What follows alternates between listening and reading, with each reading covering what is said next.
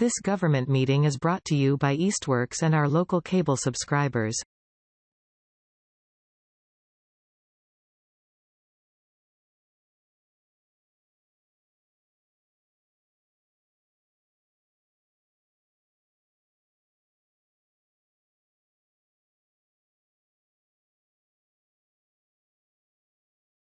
Here we go, resuming recording. Hi, everyone. I think we can get started, even though Chris isn't quite here yet. Sharon, congratulations, you're an official member. Thank you. Yay. Yay. Here, here. Thank you for being willing to volunteer, Sharon, much appreciated, and for getting through that process. It was real tough. I know, they really drive a hard bargain with those volunteer applications. I know. We accepted Joy Piper's resignation. Yes, Yeah. that's right. And she joined the Housing Trust instead, but more on that in a few minutes. Let us start with the minutes.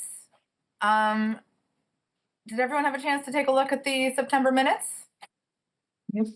Yeah, Any edits? not I. No, I didn't see anything. Move Wrong. approval.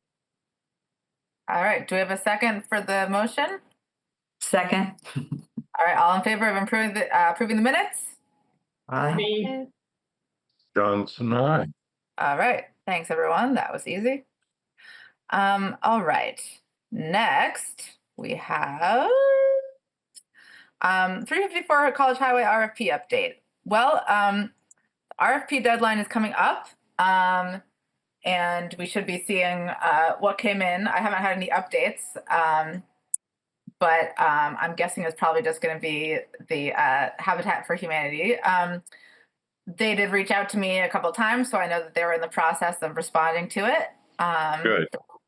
A little bit of a snafu with some of the Concom situation, but that was resolved after a little bit of touchy emailing back and forth between me and a couple other people. So more on that soon, but basically we have a little more time before the RFP window closes, so no final results there yet. All right. Zero College Highway project update. What did we talk? Okay, so since we last met, Stephen and I went and talked to Wayfinders again, and we met with them in their Northampton office. Let's see, we went over a few things. We updated them on the latest site plan for Zero College Highway, where the housing would go.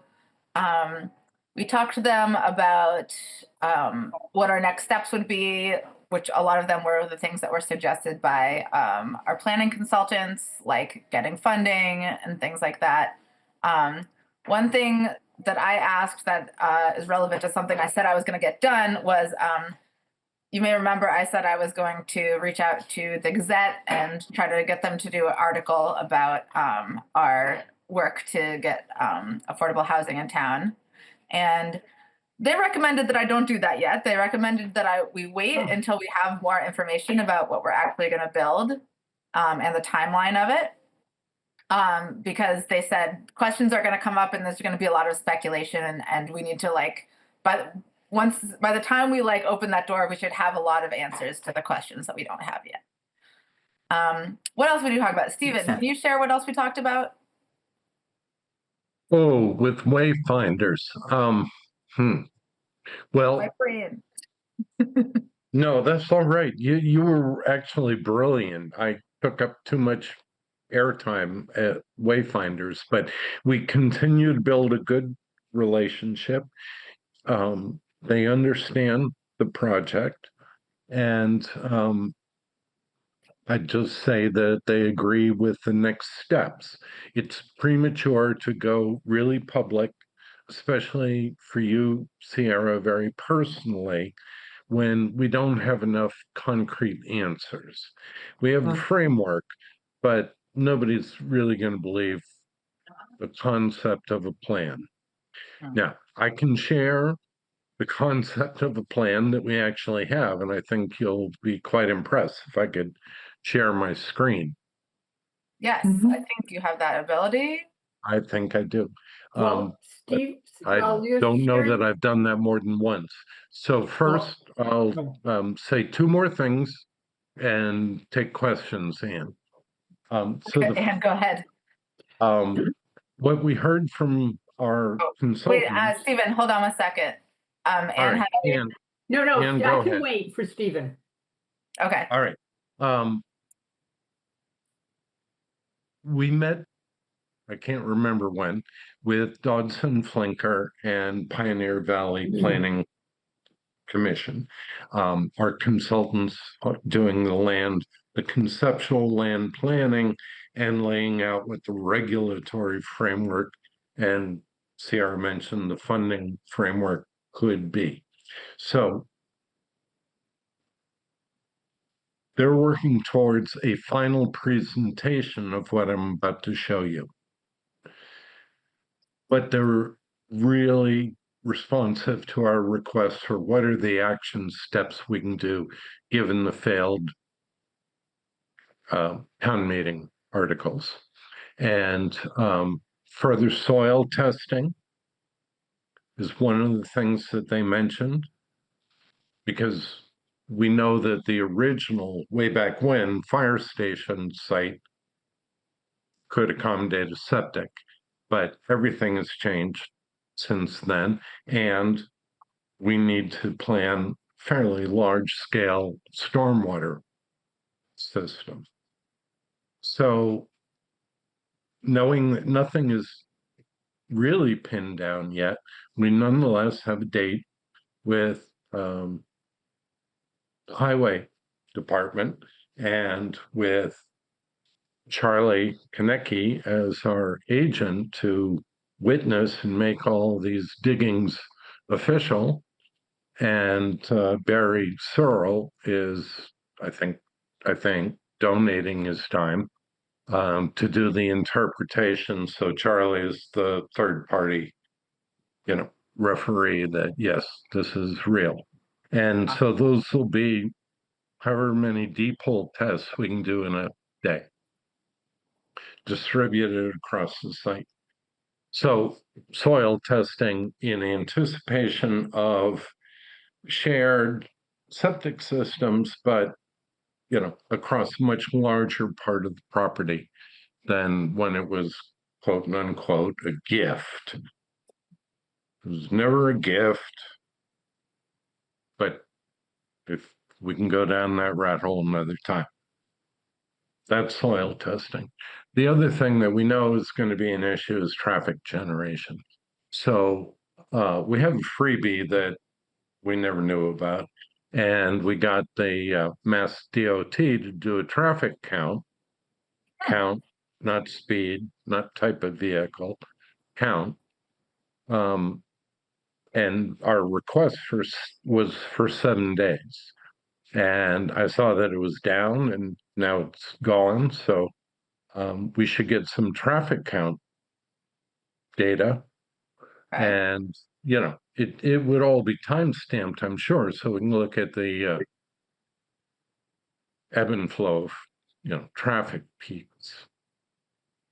So that help the them idea predict? is that there are things that we can do for low or no cost to further put data on the table or put it in the files as we move from a conceptual plan to a fully engineered plan for our several uses.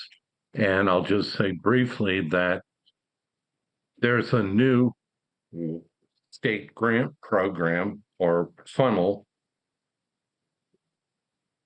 What people are mostly familiar with recently is the One Stop program, which is a simple application to a whole group of funding sources. This year, there's suddenly another One Stop. Eco One Stop has peeled off the Municipal Vulnerability Program planning and action grants. Southampton's been great at getting those.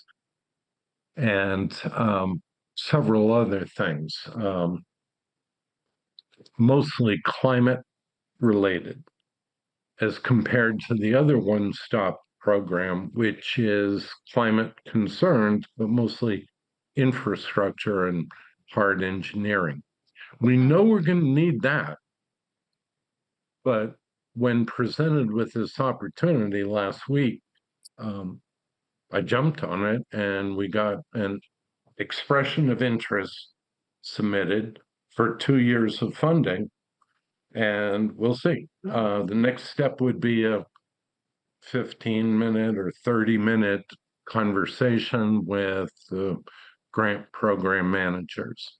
And then if everything looks good, first of the year, we'd submit a much more elaborate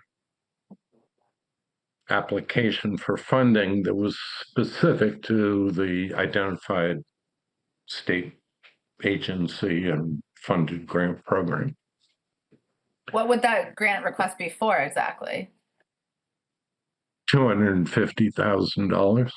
No, I mean the purpose. Like, what would we use? What are the activities that we would fund? Right. So, you're familiar with the broad goals of the project, and even that at this stage, we're trying to figure out how to move a conceptual plan to an actionable plan where we can say to, let's say, wayfinders, okay, in 2030, we will have paved access to your quote unquote parcel. And so in 2029 or sooner, why wait? We're going to put out an RFP, and then we'll negotiate all the details about when they actually have paved access and utilities. But the idea is that each of the uses, and I count 5 at least at this point, that need vehicular access. So public safety building combined, senior center, housing, and parking and access to the greenway, the rail trail. So those are, did I count The right? fifth one is like potential mixed use retail or whatever. Thank you, Yeah. because that's been all in the news of late. So that is still actively being discussed, and this is probably the time to queue up the slideshow. But the principle behind, I didn't answer Sierra's question. The expression of interest details all the specific engineering tasks, like instrument survey on the ground, at least the perimeter, add LiDAR topography to it, which gives you 1 or 2 foot contours. Add in our soil test pit data along with the soils, large scale mapping that we have through used to be Soil Conservation Service, it's NRCS. So we build this database that supports our assumptions, and we're trying to get these technical pieces funded because we know it's not Dodson, Flinker, and Pioneer Valley. We'll be looking to site readiness, essentially, is what they right. and not so much the planning aspect of it. That's correct. The scope is limited to the 54 acres that the town acquired for these varied purposes. And the goals are to not only look at cost savings through shared facilities, but also to liberate each of the various uses because they have different permitting and funding cycles. And so if we can get kind of a example, theoretically, a stub road with utilities in for, 1,000 feet, 2,000 feet, whatever, so that it provides some frontage and access to everybody's use, then that's huge leverage. That's minimum ask of state and federal funding that unlocks each of the uses to go ahead as they may, because right now we have no idea who's going to be ready first. But I've always kind of had a feeling that it could be housing. I've gone on far too long. So questions, or go to the concept slides and then questions? Ann, did you want to share your question now? Well, one question I didn't have, but I have now. So will the grant committee do the grant, or is that done by another entity? Right. So Chris Fowles and your husband Bruce are on the ad hoc grant committee. And the way things evolved, this was an unexpected new one-stop portal. And we have multiple opportunities to submit through each of these one-stop portals. Chris and I are not clear whether it's 2 or 4 in each of these one-stop programs. Wow. Well, Chris and Bruce and crew did submit for an MVP, municipal vulnerability planning, I think, well, anyway, through this new one-stop portal, for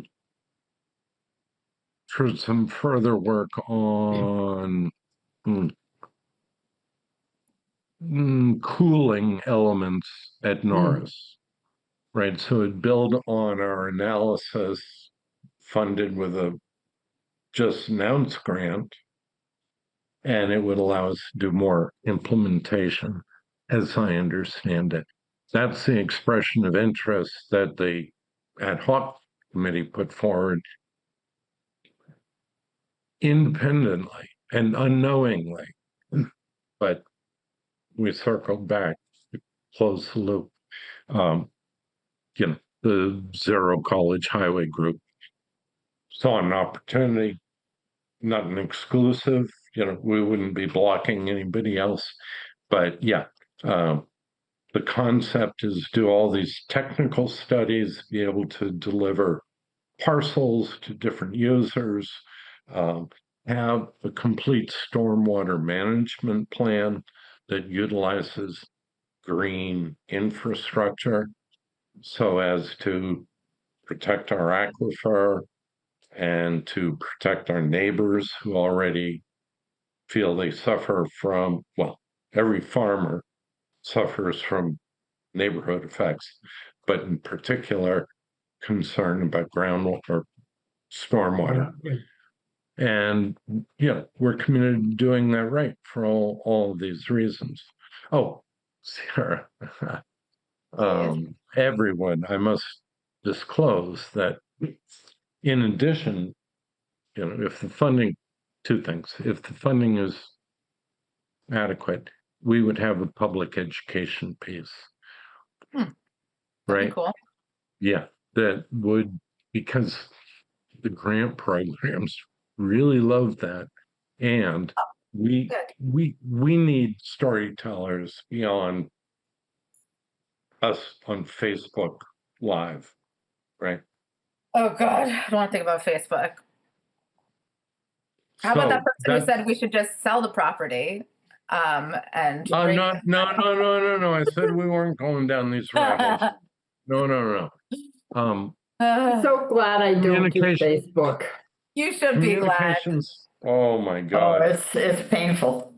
It is painful. These people are coming in with no knowledge Yeah. about how things work, and they're just like, maybe I, who has no background on this whatsoever, have a better idea than everyone who's been studying and working on this for like 15 years. Mhm. Yeah, For sure. great Absolutely. thought. Sorry. So, All right. but let me help you all deflect that. This might really be the best segue to the slides, if I ever get there. Yeah, show us your slides. Okay. Let me know. So there's been a misconception from the very beginning, and it's been some of our communication sloppiness. If you look at the zoning map for the 3 legal parcels that the town has acquired and now owns, 2 of them are simple. The one between the river and the greenway, well, that's not simple because there was a boundary line adjustment. We thought it was 11. It's some other number, maybe 7 acres, but it is where it is in the floodplain between the greenway and the river. And the farmers on either side, own what was boundary line adjusted. Okay, that's one parcel. The other parcel that's really simple is 3 acres that sits at the end of Lynn Drive cul-de-sac.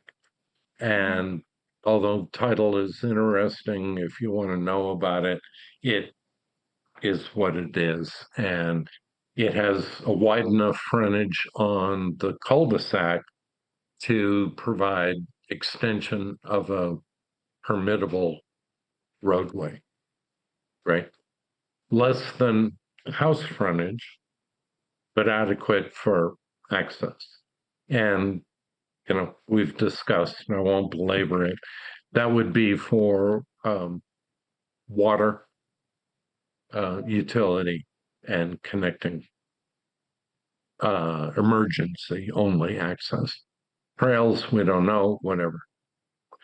Okay, another technical study in the expression of interest is to explore whether we can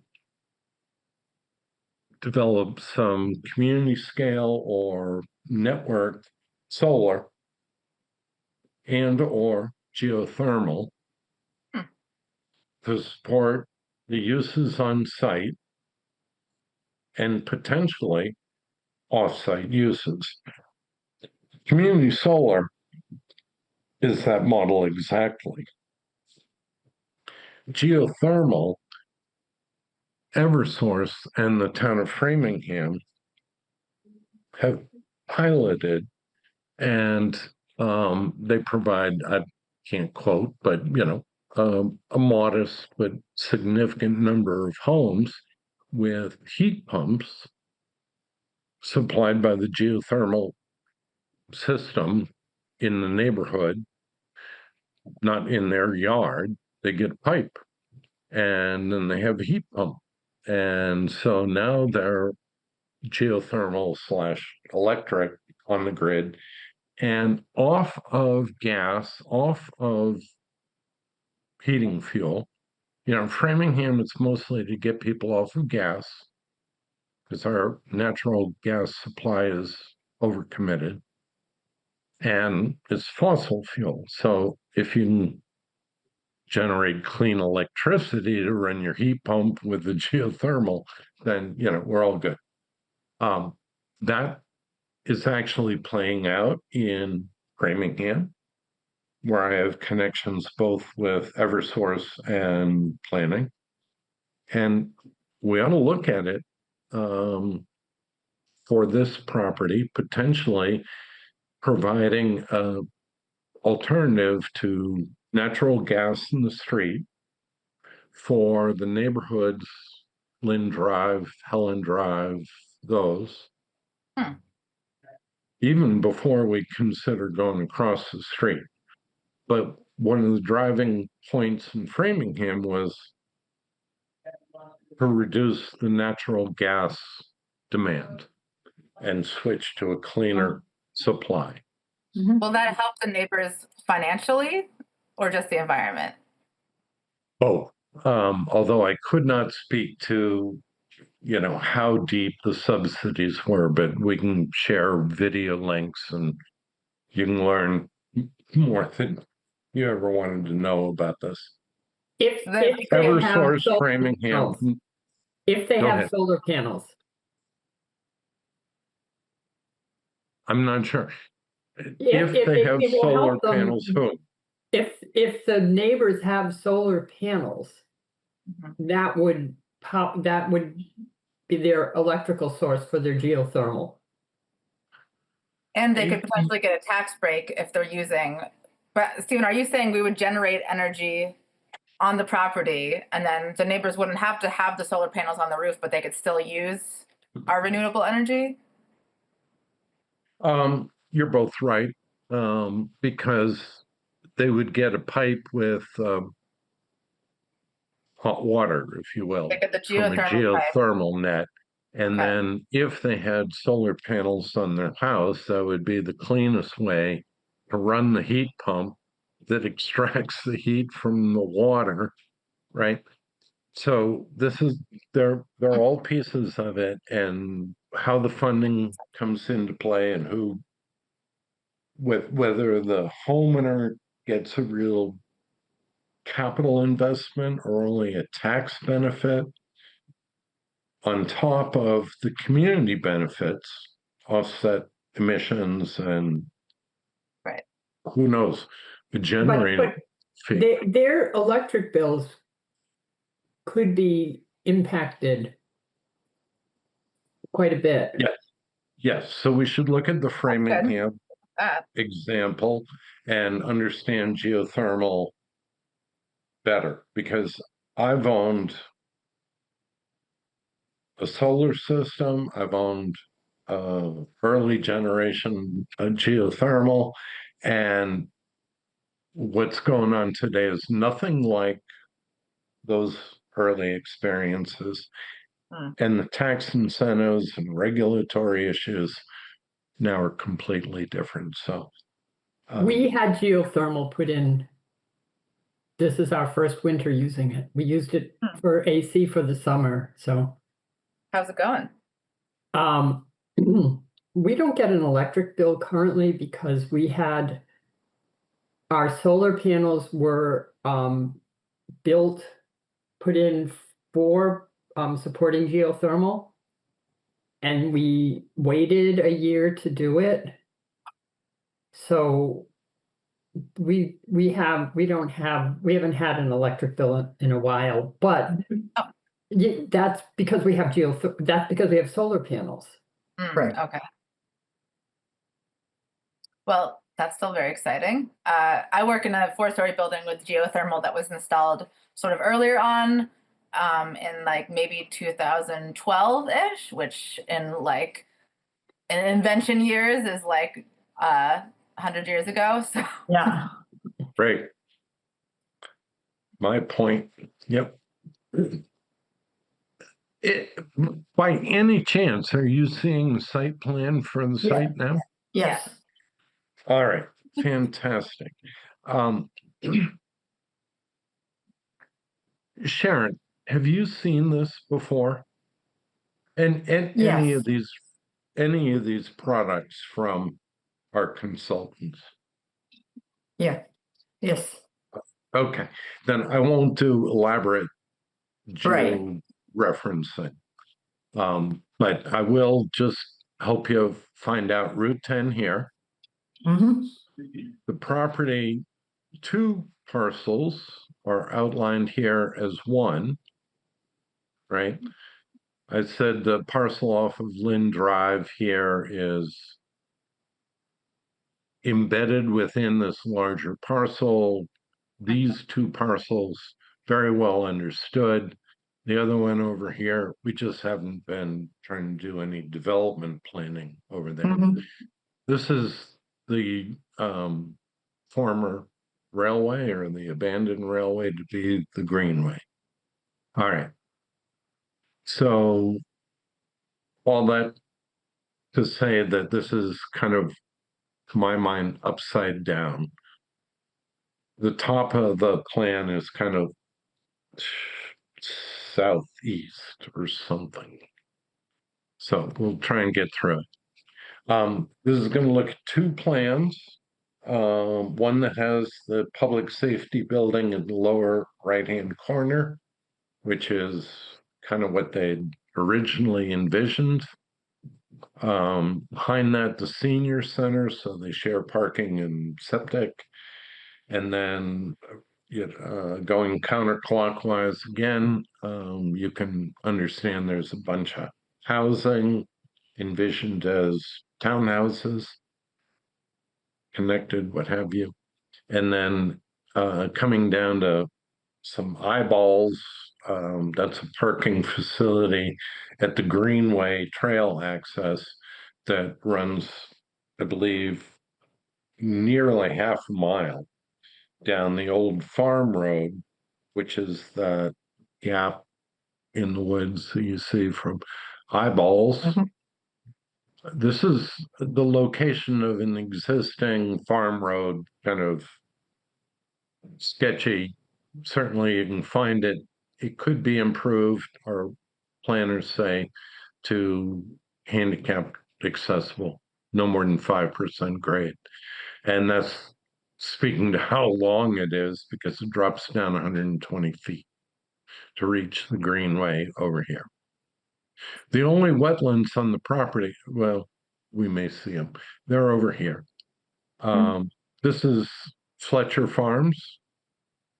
And so this is the area where we both want sort of a ag to residential buffer, but also to be able to do several things. Capture stormwater, perhaps, because this is the last defense before you hit the neighbor. And it is downhill from this development.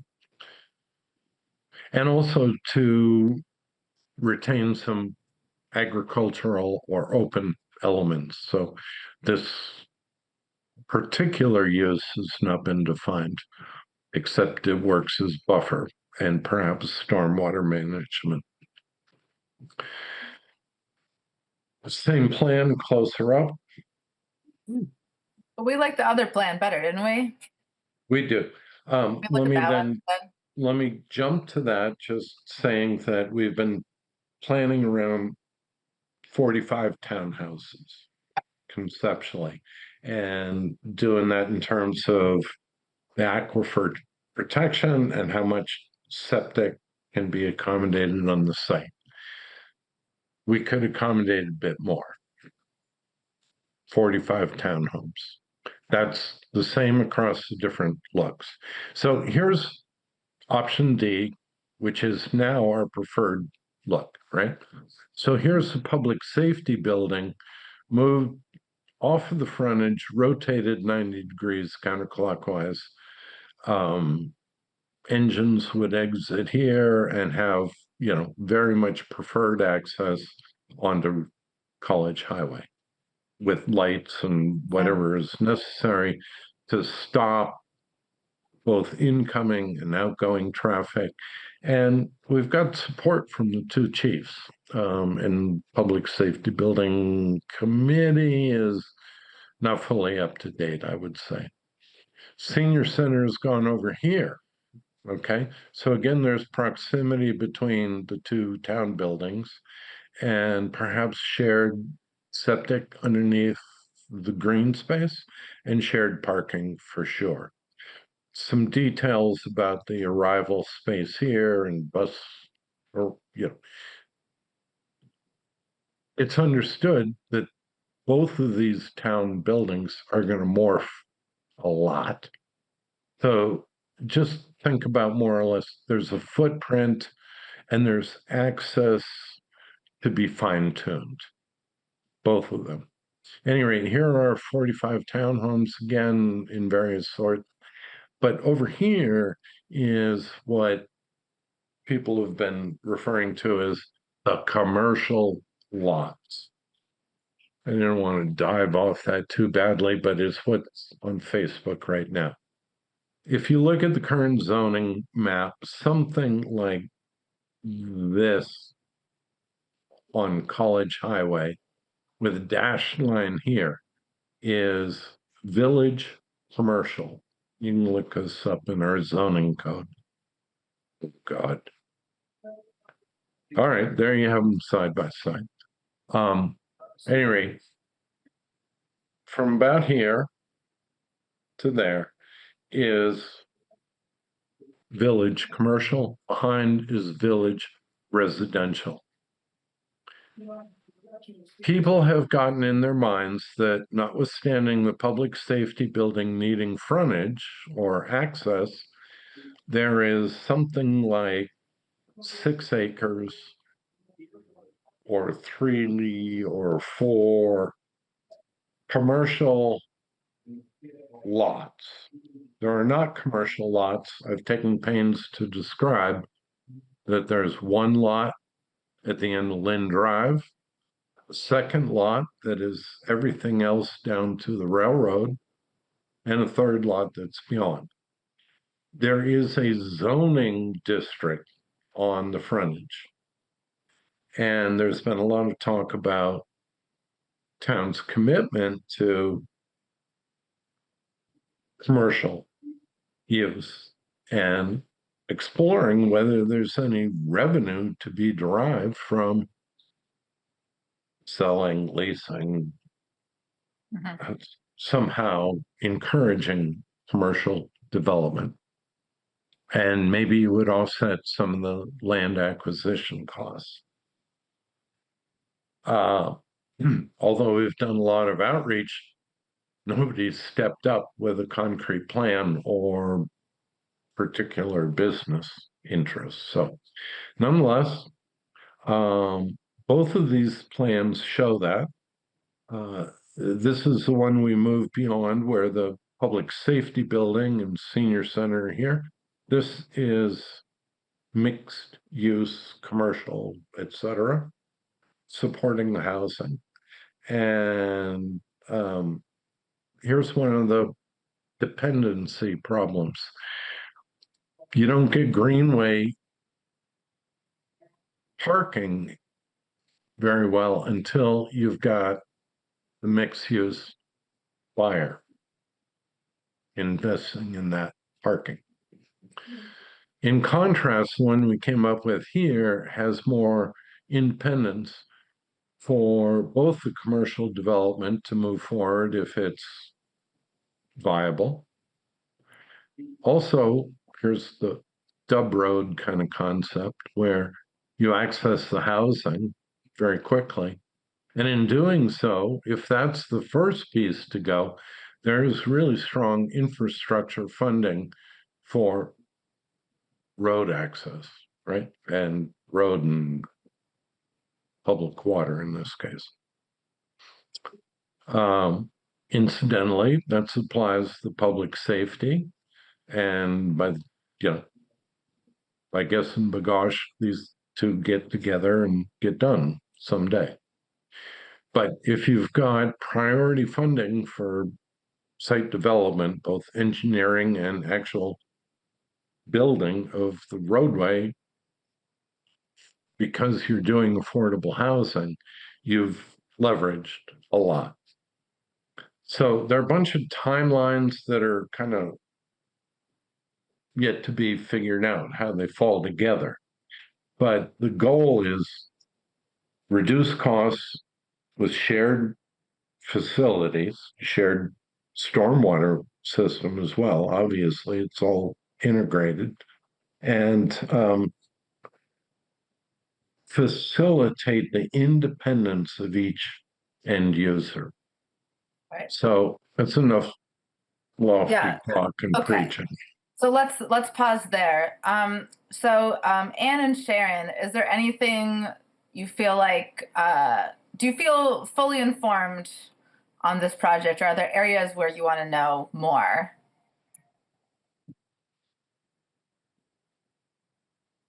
No. I've listened to presentations. I've read as much as I can. I mean, no, I don't feel fluent in it, but I understand it. And the plan that seems to be a favor is which one?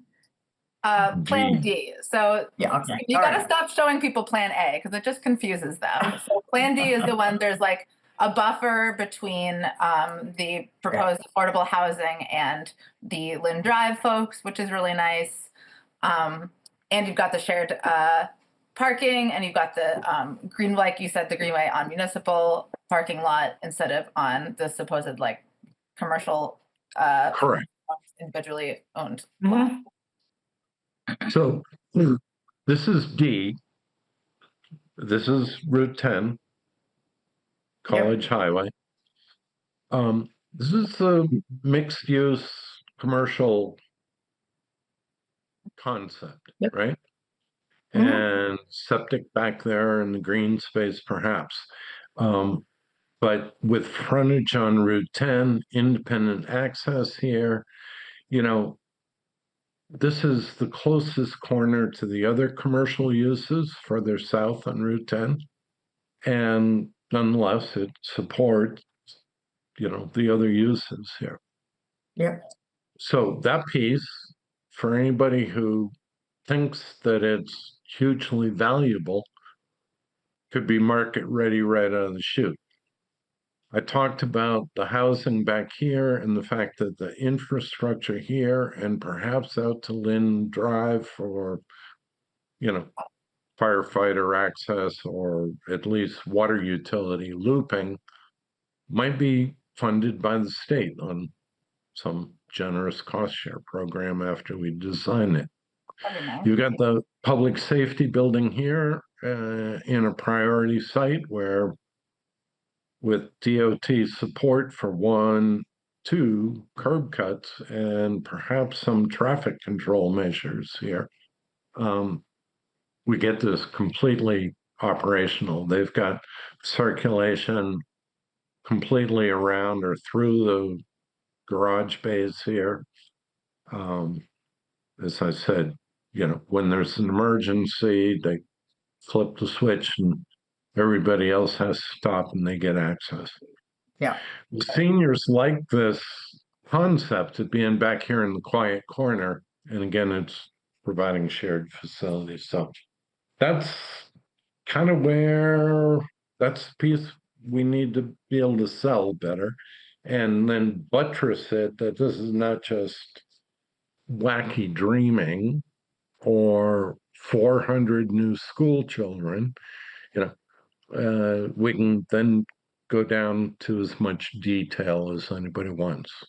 Right. Okay. Well, thank you for bringing yourself up to speed on that. And I still have one question.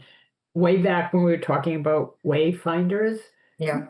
when you spoke with them, did they have any funding concerns for affordable housing going forward from state or federal, whatever their funds usually come from? Sierra, you go. I mean, that wasn't like their main message. It seems like they kind of deal with headwinds all the time, and they don't seem really like put off by anything. They're just like, all right, let's just like keep clawing forward. Okay. So that was the vibe I got.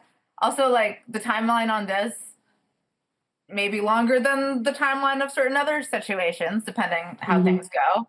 So I feel like the future is uncertain for all of us, and it's hard to even go forth and imagine that anything is going to ever be funded by the government again.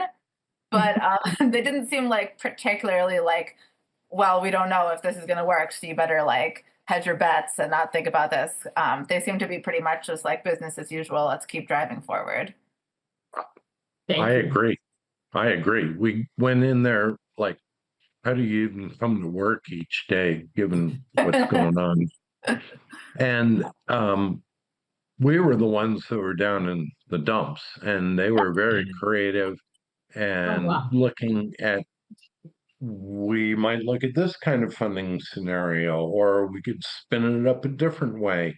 And you could see we had 3 wayfinders there with different roles and levels of experience, and we observed them actively brainstorming funding and, ownership and governance scenarios. So mixed use, I mean, that implies not only commercial, but housing. So is there a senior housing above commercial scenario that would be eligible for part of their financing, Right. package? I said, you would get involved with the mixed use?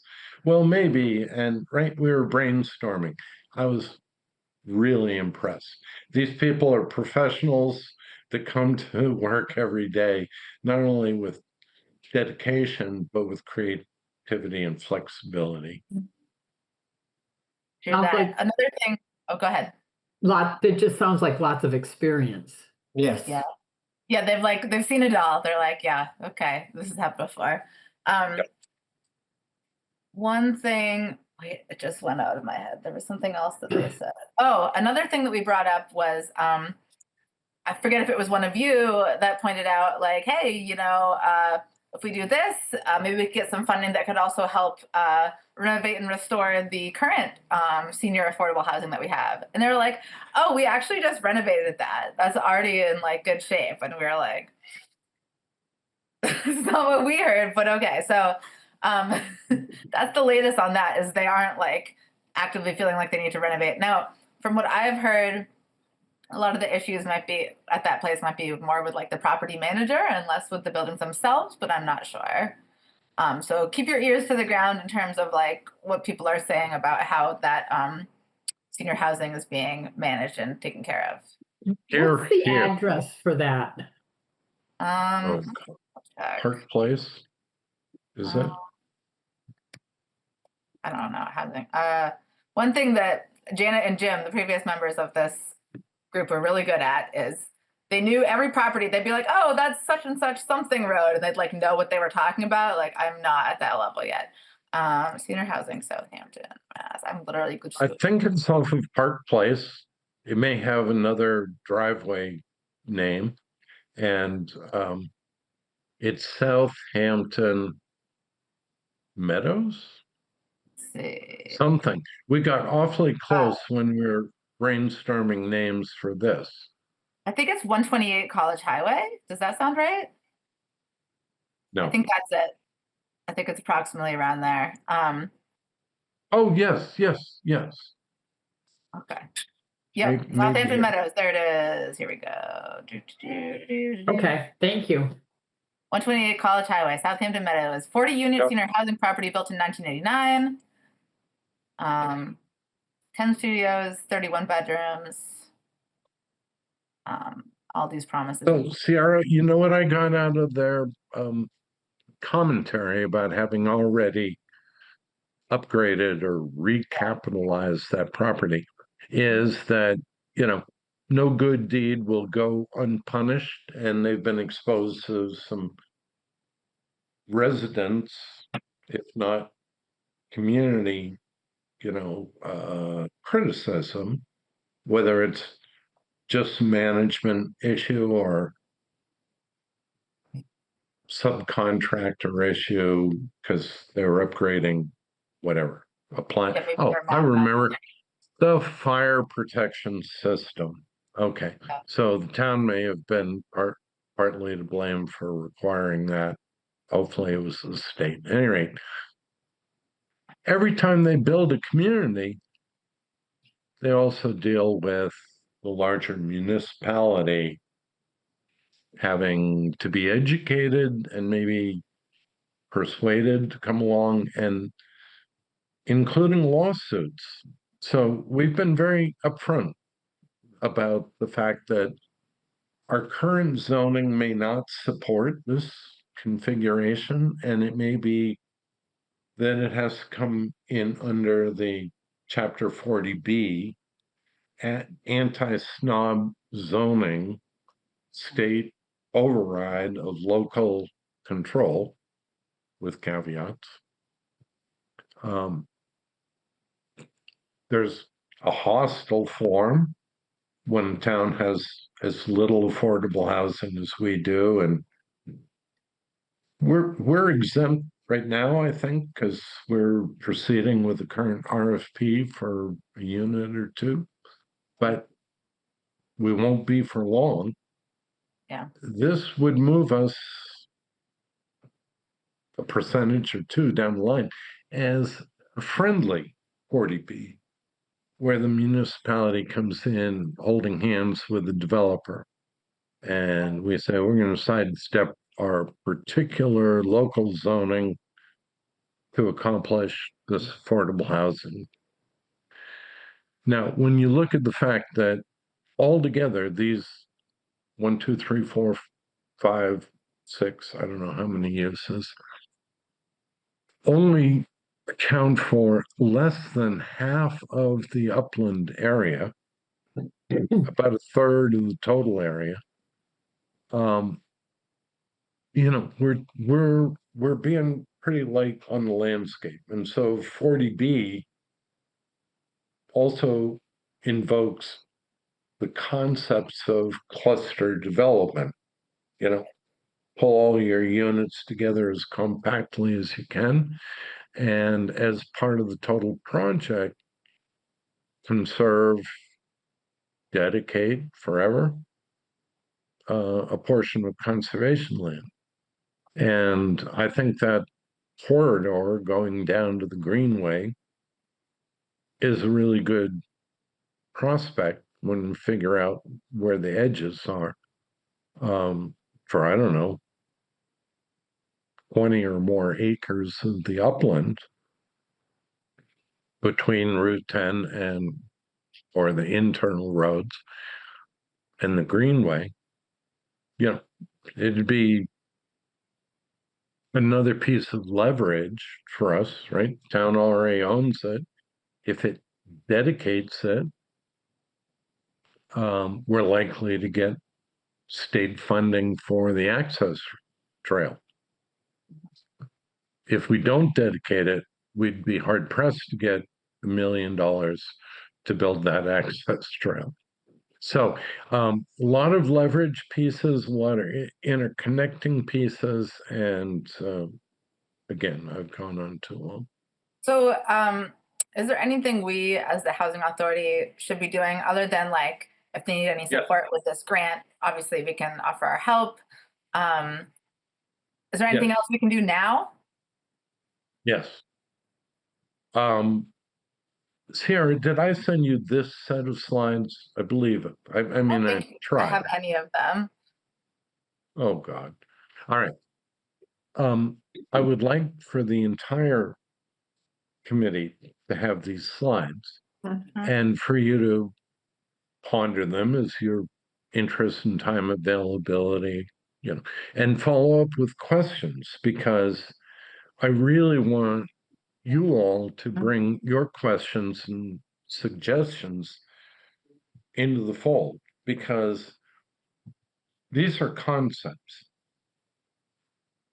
The grant funding thing that I described at great length will take it to a much more definitive engineered plan over 2 years.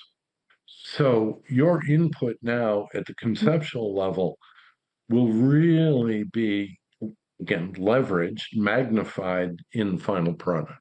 The fact that the seniors said, oh, we need to think about the bus arrival and the handicap parking. Yeah, of course, we put that on the list. There's 50 other things that we should have on our list, and we'll come on ahead.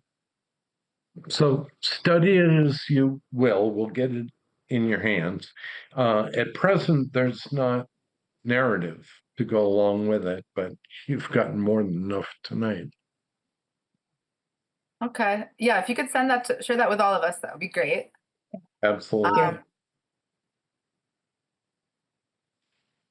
Okay, so do you want to unshare your screen so we can conversation? Okay, so any last thoughts on that before we move along? I have another geothermal question. Stephen, do you know, does Eversource do the geothermal work or not? Do not know. Okay. One of my professional friends, contemporary, started off in land conservation, went to work for utilities, went to work for the offshore wind industry, is now independent, and services include, this is called networked geothermal, because he's got the connections with Eversource and the technology and so on. I'll just footnote and say I'm on the board of water commissioners, and I ran it up the flag. We're trying to do everything the best on this property to protect the aquifer. Everybody agrees that this property, like the one out on Pomeroy Meadow, is perhaps more connected to our town well than that little corner of former Zipta land off of Glendale that's 700 feet from our wellhead because of the peculiarities of the strata in our sand and gravel aquifer. So this property, whatever we call it, 117, 125 College Highway, we really do have to do the best. So I asked the water commissioners, and they don't have but anecdotal information about geothermal. You know, like every good local staff person, they say the state is really all over this, so we have to look at what the state regulations are. And there are geothermal facility regulations, DEP. So they no longer use chemical A, they use chemical B as antifreeze in the closed loop in the ground because it's less toxic. Okay. And of course, Well, the engineering standards and blah blah blah blah blah. So the network of professionals is available to us. okay. Good. All right, let's keep it moving. We're coming around to the hour here. I like to try to keep our meetings under an hour. So, let us just a quick update on housing trust recruitment. We actually have got the housing trust like together pretty much. We have enough members. Either I'm going to join it or this one last person is going to join it. And we're going to have that figured out by November 17th. We're going to elect officers. We're getting things going. I've been attending the meetings, and so has Chris Fowles, to help sort of like kick things off and make sure like the information is transferred to these new people. But we've got someone named Marianne and someone named Matt who are both on the committee, and possibly someone named Kathy is joining, and then Stephen, of course, and Joy Piper, who left the Housing Authority to join the Housing Trust. So that's actually going to happen. It's going to take a bit of time. Matt and Marianne and Joy and I are all officially appointed. Sworn in and good and done. Sworn in and all that stuff. Well, yeah. And then the new prospect. And even if this other person joins, it would be great to have you on in some ex officio role. Yeah, I mean, it might be too close given that you're both chair of the Housing Authority and the Community Preservation Committee. Well, it's all public interest. I'm more concerned about my time. But I'm definitely willing to attend the next couple of meetings, and then I'm hoping to sort of pass it along to other people. But I will stay Here, as long as I need to make it like a parent raising a child. I will stick around, and I expect to get some calls from college where I think they're an adult and it turns out that they're not and they still need my help. I don't have kids, but that's my understanding of how that works. Hey, thank you for your understanding. So speaking of expertise, I'm thinking of joining this opportunity, the CHAPA Housing Leadership thingy thing, which I wanted to let you all know about, so you could join if you want. So this is the CHAPA Housing Leadership Academy. It's free, but it's 25 hours over 6 months. So yet more times that I don't have, but I'm probably going to do it just because I feel like there are areas of housing related things that I don't quite understand yet. I've sort of learned it all on the job, and I haven't really had any education around this, like directly. Sharon and Stephen, I know you already know a lot of this shit already, so I don't know if you necessarily need to join us, but Sharon and I could benefit from this. yeah, so if you have time and you're interested, you should apply. So you have to like fill out the application, which I haven't looked at yet. It just opened today. Keith from Okay. Wayfinders said he'd like endorse us or recommend us if we applied. So I will forward this to you. And we're also trying to get some of the housing trust members to check it out as well. So it's for anyone on these boards. There's going to be Commonwealth housing challenges and housing solutions, one-on-one support, community engagement strategies. That's something we need to work on. So that's really good. And just meet awesome people that are dealing with similar situations. So it's mostly virtual, but there's a kickoff and an ending that's in person. So I will send you the link to this so you can check it out if you'd like to. And I know you're super busy and may not have time, but if you would like to, you're welcome to join. Yeah, and if there's a minute to share, because I did go to that program that I had shared with everyone. Oh yeah, do tell. It's now it Yeah. was a lot of it is really geared toward transit oriented, which doesn't apply to Southampton.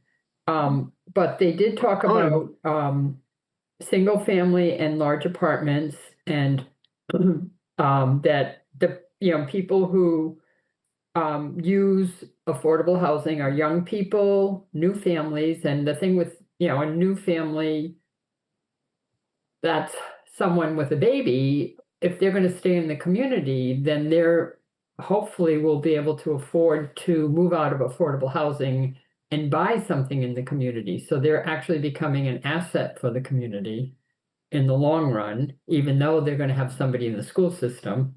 And then also for seniors needing to downsize. 96% of Massachusetts is zoned for single family homes, which is a problem when it also becomes a form of redlining, in my opinion, when acreage is required. Yeah. I had a question. I know there is a new ADU state thing, but they talked about duplexes and ADUs, and I don't know, are duplexes allowed by right in Southampton or not? And does the new ADU law that everybody's supposed to follow, is my understanding, is that I don't know the specifics of that ADU law, also allow ADUs by right in Southampton.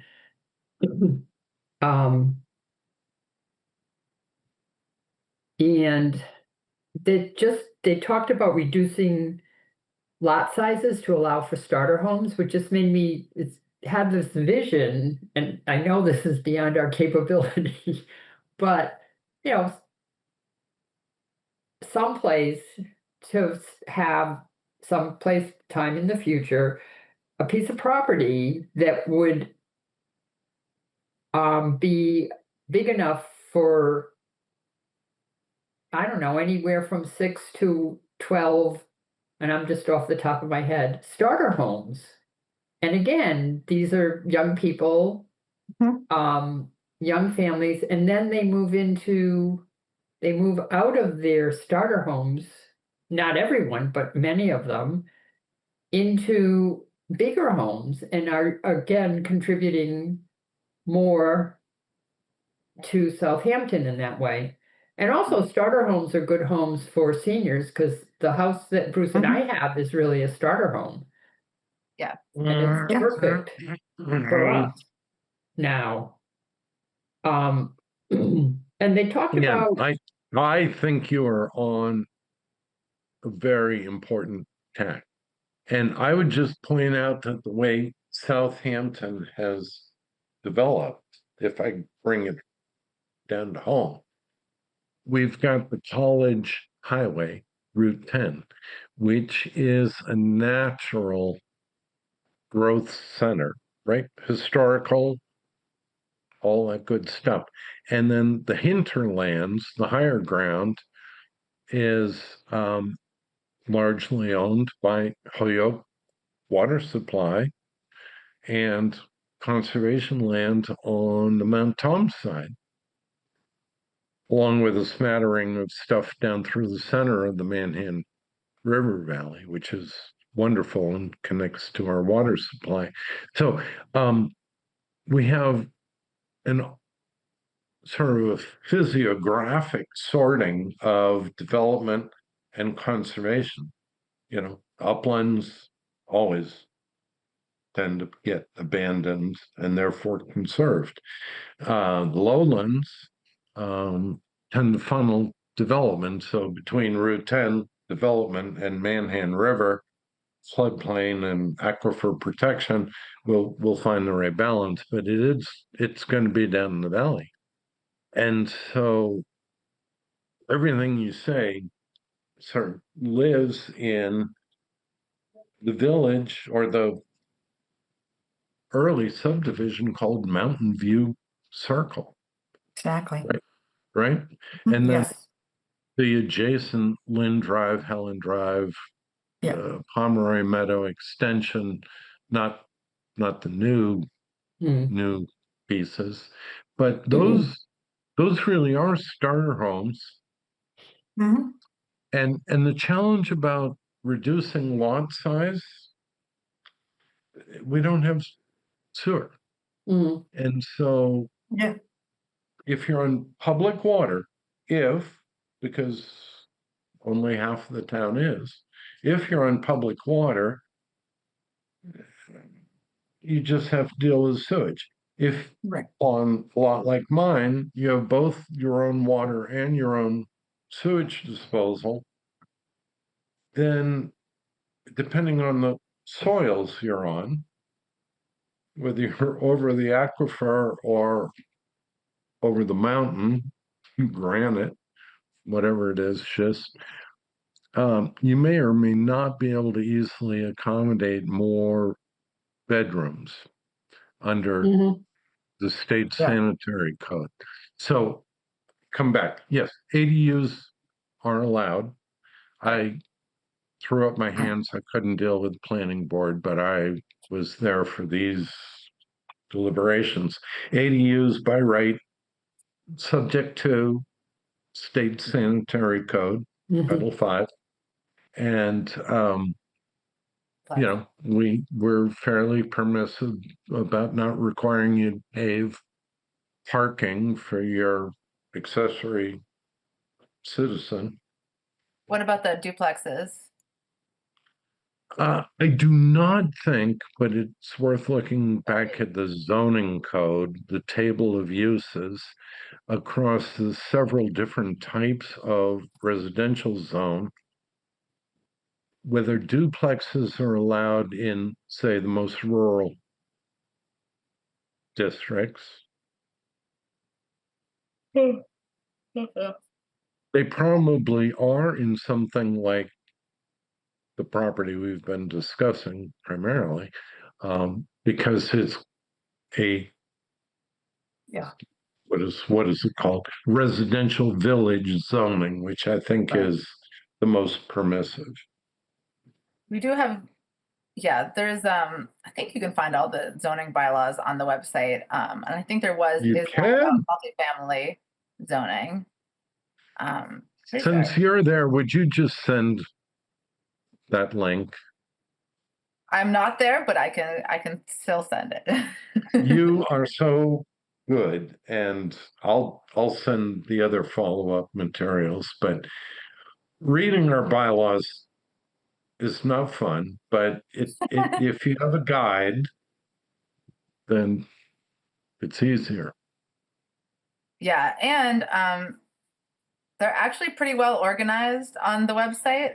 Here, I'll show you guys real quick. Well, it is true that once you figure out how to use it, they've been codified on an electronic So system. here we go. All and the reviewed. zoning is under here. There you go. And you can get all sorts of things. And so all these different sections. So if you just go to the website and search zoning bylaws, you'll find this. And there's all sorts of things in here. I'm not seeing that there's the accessory dwelling units, multifamily dwellings. Here we go. This is what I was thinking of. So if you look at this one probably, we don't have to get into it right now, but maximum building height, 2.5 stories. There's probably something in here around, Yeah, no multifamily units shall be built on a lot less than 1.5 acres. yeah. Mhm. Density. One thing I was kind of doodling with 2 acres, you could have 2 2-bedroom homes, 1 3-bedroom homes, and 3 1-bedroom homes. And you would have the equivalent number of bedrooms that 2 houses on 2 acres would have. So 5 bedrooms in each home. And are you saying on 2 acres, there'd be 10 bedrooms? Right, so each acre would have the home, yeah, if it was 1 home, it would have 5 bedrooms, which is not unusual. So from planning perspective, absolutely. That's good math. That's really good example. From a regulatory standpoint, if you're in our aquifer protection overlay, you're not there at all. It's 4 bedrooms per acre. And that's how we protect our drinking water. And unless and until we, with the blessing of the state, this is one of those regulations that's part of the state sanitary code. Because it is zoned to our town well. And extra validation because we have local bylaw. It's a sensitive nitrogen loading situation.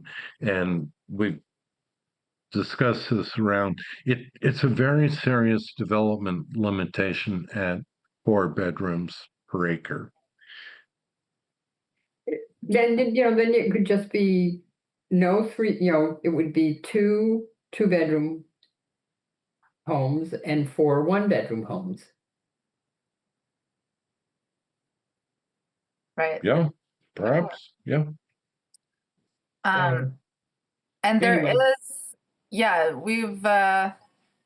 there is something like another sort of tactic that's been discussed in the housing production plan is advocating for bylaw updates and things like that. I will echo what Stephen said, which is that planning board can be a bit frustrating to deal with. I think they have a lot that they're dealing with all the time. They're a really busy board, at least they have been. And so, and they have a lot of sort of competing interests that they're working with. There's also the bylaw committee, which can help with that kind of thing. I think we sort of, we've been focusing on these projects because they're in front of us, but before these projects were here, we were doing a bit more bylaw advocacy. And so that's not outside the realm of possibility that we start to look at updating some of those. One thing that takes is we often need like a planning consultant to hire. And so in the past, you know, the town has used the Pioneer Valley Planning Commission's DLTA grant to get some planning consultant time. But oftentimes, like, there's a lot of competition for that time in this town. So oftentimes all that time is being used for some other project.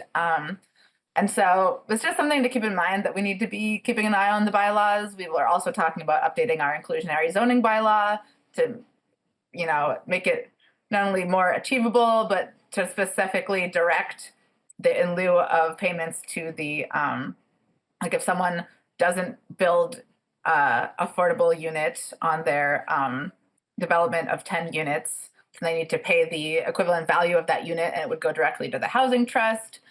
We've talked about enforcing it better, but we haven't made a lot of progress in that area. So let's not forget that that's another thing we need to work on is the regulation. Well, Sierra, that specific item, now that we've almost created the housing trust,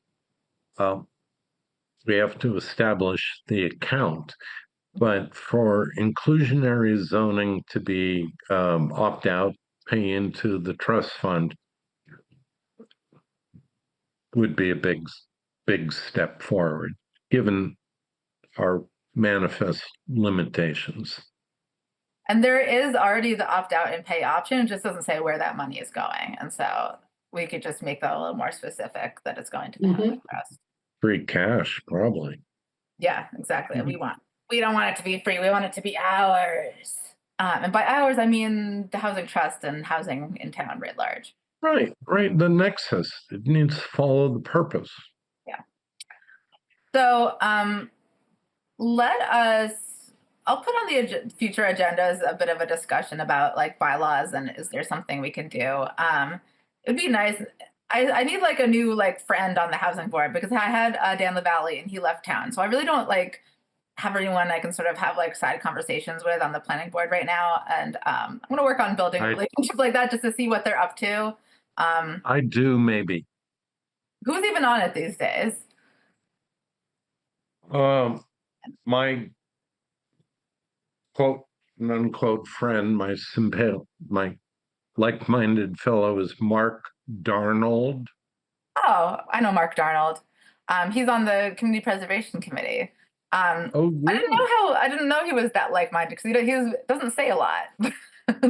Oh, that's correct. But he is a retired founder of Berkshire Design Group, wow. which is a full service planning and design build company that the town has employed previously for various purposes, and they were a contender for the planning on the 117-125 College Highway. Yeah.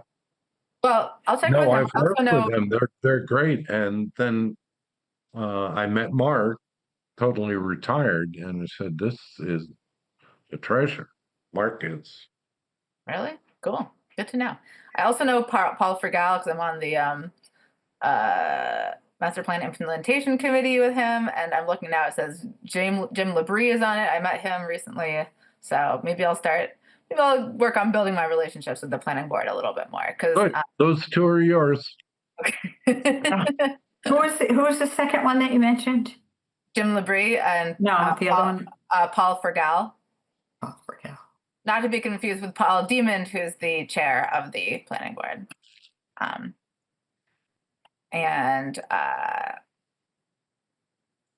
Anyway, let us hold on. I'm going to make a note of that, which is just planning and zoning bylaws.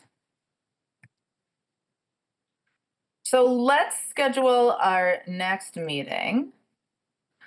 How about the week of December 15th? Should you guys be up for that?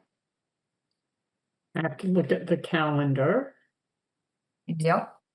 6 o'clock is good. On Wednesday? Day of the week, because it's Wednesday. Yeah, let me see. Oops, wrong calendar. How did I get in there? Right. I could do December 17th Mhm. or the 10th, but not the 24th. But not the Mm. 24th, no. Nobody's working on Christmas Eve. I don't know. I don't know. You're a dedicated bunch. We are. 17th is good for me too. Okay, let's do the 17th at 6 p.m. Okay. On my calendar. And I don't know what's up with Chris. I'm gonna email him now and let him know, because I forgot to let him know the upcoming date ahead of time, which may be why he wasn't able to join. Or it could be, that he's just like, I don't have time for this and I can't deal. But we'll give him a chance. I will let him know right after this when our next meeting is scheduled. Okay, thank you. Thank you all so much for being here, part of this. This was great. Thank you.